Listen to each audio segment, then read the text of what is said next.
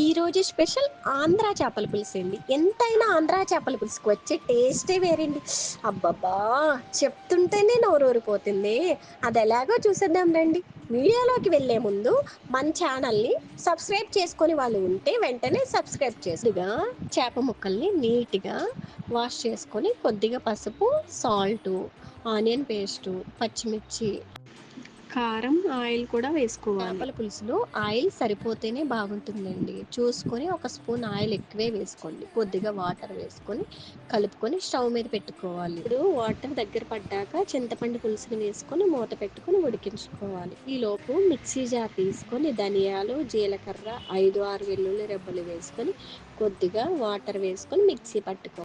ఇప్పుడు ఉడుకుతున్న పులుసులో ఈ పేస్ట్ కూడా వేసేసుకొని ముక్క కదలకుండా పాత్రలు మాత్రమే కుదుపుతాము. ఎందుకంటే గరిటతో కలిపితే ముక్క అనేది విడిపోతుంది. పాత్రతో మొత్తం పేస్ట్ అంతా పులుసు కలిసేలాగా చేసుకుంటే సరిపోతుంది. అలా మంచి సువాసన రావడమే కాదండి, చేపల పులుసుకి మంచి టేస్ట్ కూడా వస్తుంది. పులుసు దగ్గర పడ్డాక స్టవ్ ఆఫ్ చేసుకొని కొత్తిమీరతో గార్నిష్ చేసుకోవడమే. అంతేనండి, చేపల పులుసు రెడీ అయిపోయింది. మీకు కనుక నచ్చితే ఈ వీడియోకి లైక్ చేసి మన ఛానల్ని సబ్స్క్రైబ్ చేయండి.